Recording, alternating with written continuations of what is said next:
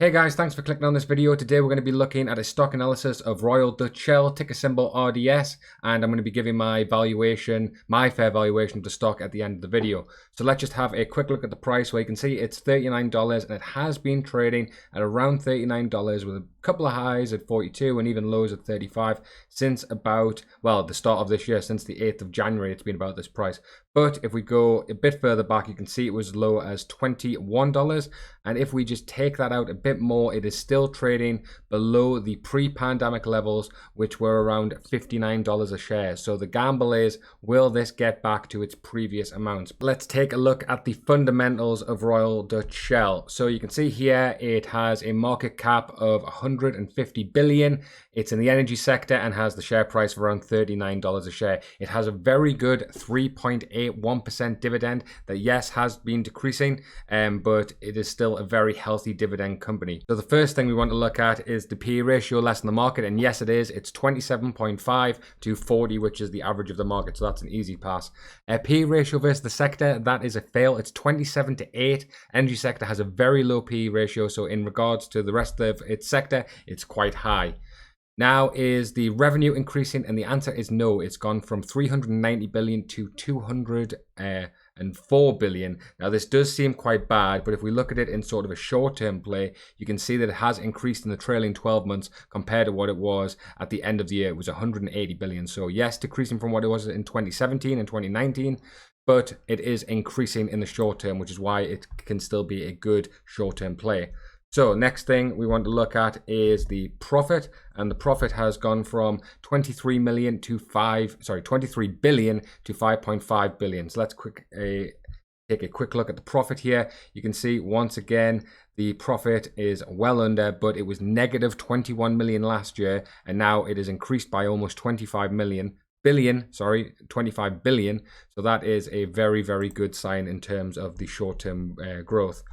Next thing we want to do, are they buying back their shares? And the answer is yes. It's gone from 4.1 billion to 3.9 billion. I need to switch this order around, but they are definitely buying back their shares. And finally, is the free cash flow increasing? No, it's not. 30 billion to 20 billion. But once again, no surprise, if we look at the free cash flow here, just opened up on Yahoo Finance, you can see the free cash flow gone from 30 million, but it is higher than the prior 2 years. So that is once again positive movement for Royal Dutch Shell, and that gives a free cash flow ratio of 7.1, which is pretty darn good.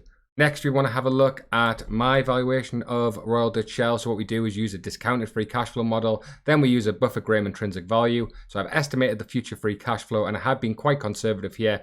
I'm going to say it's going to take them a couple more years to get back on their feet and get back to that 2018 level, or get above consistently that 28 level. So let's have a look and see what this says. So the discounted free cash flow gives it a massive $150 stock price, which is a 227% discount, which is absolutely massive. But I would say it would be hard pressed to reach that amount. Now, discounted free cash flow is a good way of evaluating it, but in companies which have massive free cash flow like this, but then are in a quote unquote dying sector like oil, you can see why that the market is a bit lower on the stock in terms of its value despite its high free cash flow. And a not great story from the Buffett-Graham intrinsic value, that is a fair value of $25.03, which is 36% overvalued. And then a Graham price, which is kind of a buy and hold it forever, is 18.77. Now, the main reason for this is the low expected growth. If we just go back to Yahoo Finance again and then go to the analysts, you will see that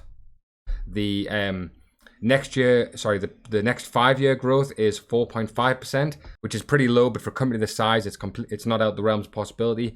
But if we look at the next year, and you're going to play more of a short-term play with the stock, 16.4%. So let's put that in the expected growth rate here of 16.4, and you could see that would give a fair value of $60 a share and a Graham price of $44 a share, which would be, with a fair price of 59, would be about where it was before the pandemic. So it's currently $40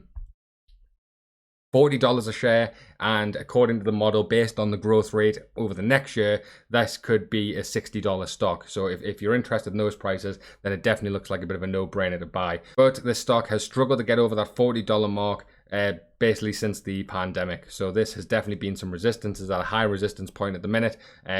really telling if we can break through. I mean, if the vaccine rollouts keep on going well and things are opening up, then there's no reason why the stock can't go back to where it was before. But it is a bit of a gamble, but that's why I'm bringing this stock, because I think it's a worthwhile gamble. And with that big, almost 4% dividend, you'll be getting money out of the stock regardless anyway.